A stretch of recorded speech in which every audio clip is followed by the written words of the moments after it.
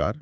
बिहार में चुनावों का शोर तो अब थम गया है ना? हाँ बिल्कुल। गलियां शांत हैं, पर मुझे लगता है अंदर असली हलचल अब मची होगी। हाँ हाँ, वोटरों के मन में। कल पहला फेज है 6 नवंबर को। जी, फिर 11 को दूसरा और नतीजे फिर 14 नवंबर को आएंगे। तो आज हम इसी माहौल पर जरा बात करने वाले हैं और एक खास मुद्दा है जो यूं तो हर चुनाव में सुनाई देता है, पर इस बार शायद कुछ ज्यादा ही। कौन सा मुद्दा? बिहार चुनाव 2025, वंशवाद और लोकतंत्र। वंशवाद, परिवारवाद, ये तो मतलब बिहार की राजनीति का एक बड़ा अहम हिस्सा रहा है। बिल्कुल। बाहर शांति है, प्रशासन भी एकदम तैयार है। हाँ, वो तो जरूरी है स्मूथ वोटिंग के लिए। बिल्कुल। ओएन पार्टियां, सिक्योरिटी फोर्सेस सब अपनी अपनी जगह पहुंच गए हैं। और अच्छी बात यह है कि लोगों में जोश दिख रहा है। अच्छा। हाँ, गांव, शहर, बूढ़े नौजवान जो पहली बार वोट डाल रहे हैं, सब में एक उत्साह सा है। ये अच्छी खबर है।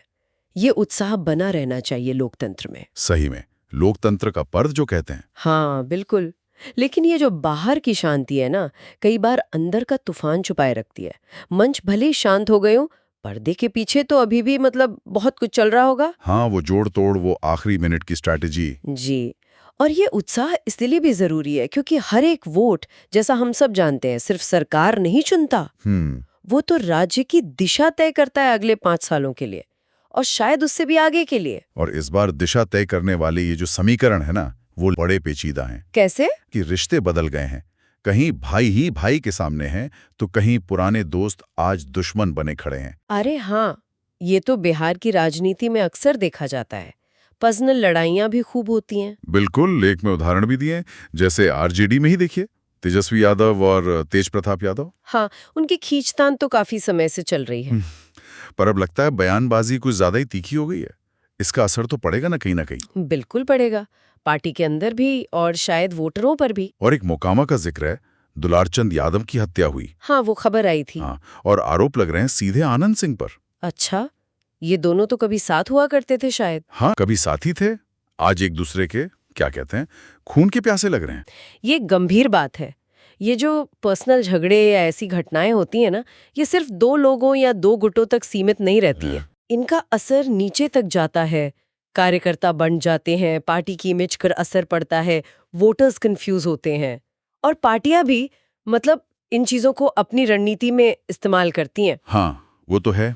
किसी को साधने के लिए, किसी को किनारे करने के लिए। बिल्कुल, एक तरह का शतरंज का खेल है ये। तो ये तात्कालिक झगड़े अपनी जगह हैं। क्या हमारा लोकतंत्र धीरे धीरे परिवारवाद में बदल रहा है, वंशवाद? हाँ, ये मुद्दा तो बहुत बड़ा है, और सिर्फ बिहार का नहीं, पूरे देश का है शायद। हाँ, इस बार बिहार की करीब 20 से 25% सीटों पर परिवारवाद का सीधा असर है। 20 से 25%, यानी हर 4-5 सीट में से एक। हाँ, मतलब किसी न किसी बड़े राजनीतिक परिवार का सदस्य या रिश्तेदार चुनाव लड़ रहा है। ये कोई छोटी बात तो नहीं है। नहीं, बिल्कुल नहीं। ये आंकड़ा दिखाता है कि ये अब कोई साइड इशू नहीं रहा, ये मेन स्ट्रीम पॉलिटिक्स का हिस्सा बन गया है। ये किसी एक पार्टी की कहानी नहीं है। RJD, JDU, BJP, Congress, LJP, HAM, VIP, हाँ, सब में है। और तो और प्रशांत किशोर की जो नई पार्टी है, जन सुराज पार्टी, जो नई राजनीति की बात करती है, हाँ, उस पर भी आरोप हैं कि वो भी जाने पहचाने राजनीतिक परिवारों के लोगों को ही टिकट दे रही है। अच्छा, ये तो दिलचस्प है। मतलब ये किसी एक पार्टी की विचारधारा का सवाल नहीं रहा अब। लगता तो यही है। ये शायद पूरे पॉलिटिकल सिस्टम में घुस गया है। हाँ, ऐसा लगता है कि पार्टियों के लिए जीतने की क्षमता, जिसे विनेबिलिटी कहते हैं, वो सबसे ज्यादा जरूरी हो गई है। और अक्सर लगता है कि किसी बड़े नेता के बेटे या बेटी के पास नाम है, पहचान है, पैसा है, नेटवर्क है, तो वो आसानी से जीत जाएगा। शायद जमीनी काम या विचारधारा पीछे रह जाती है। शायद। आरजेडी का जिक्र तो आपने किया ही, लालू परिवार। हाँ, तेजस्वी, तेज प्रताप, मीसा भारती, राबड़ी देवी, ये तो हैं ही। शहाबुद्दीन के बेटे ओसामा शहाब। हाँ, उन्हें टिकट मिला है। मुन्ना शुक्ला, जो खुद बाहुबली रहे हैं, उनकी बेटी शिवानी शुक्ला। अच्छा। कौशल यादव और उनकी पत्नी पूनम देवी, दोनों को टिकट है।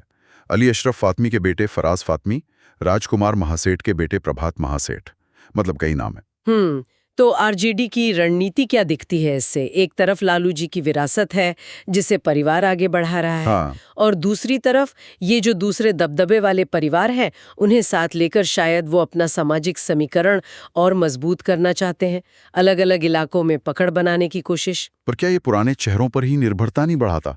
नए लोग कहाँ से आएंगे? यही तो सवाल है खैर आरजेडी की बात हुई, दूसरी पार्टियों का क्या हाल है? वही कहानी। कांग्रेस में भी पुराने परिवार, मिश्रा, पांडे, सिंह खानदानों के लोग। जेडीयू की लिस्ट भी लंबी बताई गई है।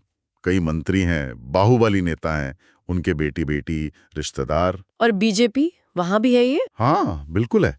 सम्राट चौधरी का नाम लिया है, शकुनी चौधरी के बेटे हैं, आज खुद बड़े नेता हैं। जी। श्रेयसी सिंह है, पूर्व मंत्री दिग्विजय सिंह की बेटी। और भी उदाहरण है। एलजेपी में पासवान परिवार। हाँ, वहां तो परिवार का ही दबदबा रहा है। और जीतन राम मांझी की पार्टी हैम, वहां भी उनके परिवार के लोग चुनाव लड़ रहे हैं। तो मतलब कमोबेश हर बड़ी पार्टी में यही ट्रेंड है। हाँ, लेकिन लेफ्ट पार्टियां, खासकर सीपीआईएमएल, अच्छा, उनके बारे में क्या कहा है? कि उन्होंने इस परिवारवाद से दूरी बनाकर रखी है। अपनी जो कैडर वाली छवि है उसे कायम रखा है। ये वाकई नोट करने वाली बात है। सीपीआईएमएल का शायद फोकस अपनी विचारधारा और जमीनी संगठन पर ज्यादा रहता है। हाँ, ये एक तरह का अपवाद लगता है। पर बाकी दलों में जो ये पैटर्न दिख रहा है वो सोचने पर मजबूर करता है। क्या पार्टियों के लिए, जैसा मैंने कहा, सिर्फ जीतना ही सब कुछ है? विनेबिलिटी। हाँ, और इस विनेबिलिटी के तर्क के आगे शायद एक आम कार्यकर्ता की सालों की मेहनत, उसकी लगन, उसकी योग्यता, वो सब पीछे छूट जाती है। नेताओं को लगता है परिवार का नाम मतलब जीत पक्की। पर क्या ये सच है? और अगर है भी तो इसकी कीमत क्या चुकानी पड़ रही है? यही पर बात गंभीर हो जाती है। देखिए, इसके कई नेगेटिव असर हैं। जैसे? सबसे पहला और सीधा असर तो उन कार्यकर्ताओं पर पड़ता है जो दिन रात पार्टी के लिए काम करते हैं, झंडा उठाते हैं, नारे लगाते हैं, दरी बिछाते हैं, इस उम्मीद में कि कभी उन्हें भी मौका मिलेगा। हाँ, सही बात है। लेकिन जब टिकट का टाइम आता है तो कोई बड़े नेता का रिश्तेदार ऊपर से आ जाता है, पैराशूट लैंडिंग जिसे कहते हैं। तो सोचिए उन कार्यकर्ताओं का क्या हाल होता होगा। उनका मोराल डाउन होता है, निराशा आती है। बिल्कुल। दूसरा बड़ा असर ये है कि नए लोगों के लिए दरवाजे बंद से हो जाते हैं। अगर आपका कोई पॉलिटिकल बैकग्राउंड नहीं है, कोई गॉडफादर नहीं है, तो आप कितने भी काबिल हों, पार्टी में ऊपर आना मुश्किल है। बहुत मुश्किल। टिकट मिलना तो लगभग नामुमकिन सा लगता है कई बार, क्योंकि सीटें तो पहले से ही परिवारों के लिए बुक जैसी लगती हैं। और तीसरा असर? तीसरा और शायद सबसे चिंताजनक वो ये कि ये लोकतंत्र की मूल भावना पर ही चोट है। लोकतंत्र का मतलब था आम आदमी का राज, कोई भी अपनी काबिलियत से आगे बढ़ सके। लेकिन जब सत्ता कुछ परिवारों में ही घूमती रहती है, पीढ़ी दर पीढ़ी, तो वो लोकतंत्र कहाँ रहा? हाँ, वो एक तरह का खानदानी राज या कुछ परिवारों का तंत्र, ओलिगार्की लगने लगता है। ये सवाल तो बनता है कि क्या हम यही चाहते हैं? ये तो बहुत गहरे सवाल हैं और इसका असर पार्टियों की अपनी सेहत पर भी तो पड़ता होगा ना।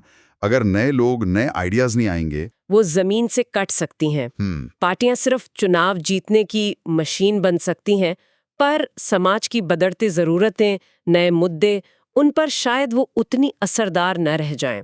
इससे उनका अपना जनाधार भी कमजोर हो सकता है। तो ये सारी बातें घूम फिरकर वहीं आ जाती हैं वोटर पर, मतदाता पर। जी हाँ, आखिरी फैसला तो उन्हीं का है। अब गेंद जनता के पाले में है। कौन जीतेगा, कौन हारेगा, ये सब हर एक वोट से तय होगा। बिल्कुल जी। कि अपने वोट की कीमत समझें, उसका इस्तेमाल सोच समझ कर करें, बिना किसी दबाव, लालच के, पूरी ईमानदारी से। ये अपील बहुत जरूरी है। वोटर को ये याद रखना होगा कि वो सिर्फ एक एमएलए या पार्टी नहीं चुन रहे हैं। वो अपने बच्चों का भविष्य चुन रहे हैं, अपने इलाके का विकास, राज्य का माहौल। उन्हें कैंडिडेट को परखना होगा, उसका पिछला काम देखना होगा, उसकी नीयत समझनी होगी, पार्टी की पॉलिसी देखनी होगी। और हाँ, इस परिवारवाद वाले मुद्दे पर भी सोचना होगा। बिल्कुल, कि क्या वो सिर्फ परिवार के नाम पे वोट दे रहे हैं या उस इंसान को जो सच में उनके मुद्दे उठाएगा, उनके लिए काम करेगा। ये एक बड़ी जिम्मेदारी है। तो चलिए आज की इस चर्चा को समेटते हैं। हमने बिहार चुनाव के माहौल को देखा, वोटिंग से ठीक पहले कुछ बड़ी राजनीतिक तनातनी पर नजर डाली और सबसे ज्यादा बात की इस परिवारवाद के मुद्दे पर, जो राजनीति में गहरा धंस गया है। हाँ, हमने देखा कि कैसे ये लगभग सभी पार्टियों में है, इसके पीछे क्या कारण हो सकते हैं और इसके क्या नुकसान हैं, कार्यकर्ताओं के मनोबल से लेकर खुद लोकतंत्र के लिए। उम्मीद है इस बातचीत से हमारे श्रोताओं को बिहार की राजनीति की तस्वीर थोड़ी और साफ हुई होगी, ये समझने में मदद मिली होगी कि सतह के नीचे क्या चल रहा है। और जाते जाते एक सवाल छोड़ जाती हूँ सबके सोचने के लिए। हाँ जरूर। जब वोटर वोट डालने जाता है और उसके सामने एक तरफ किसी बड़े राजनीतिक परिवार का नाम है और दूसरी तरफ शायद पार्टी का कोई पुराना, मेहनती पर कम जाना पहचाना कार्यकर्ता। तो वोटर क्या सोचकर फैसला लेता है? क्या सिर्फ परिवार का नाम और रुतबा चलता है, या उम्मीदवार की अपनी काबिलियत, पार्टी की नीतियां, लोकल मुद्दे भी मायने रखते हैं? और अगर ये परिवारवाद ऐसे ही चलता रहा तो बिहार की राजनीति में नए चेहरे, नए विचार, जमीन से उठे लीडर्स के लिए कितनी जगह बचेगी? वाकई ये बहुत अहम सवाल हैं, सोचने पर मजबूर करते हैं। इस गहरी और जानकारी भरी चर्चा के लिए आपका बहुत बहुत धन्यवाद। धन्यवाद।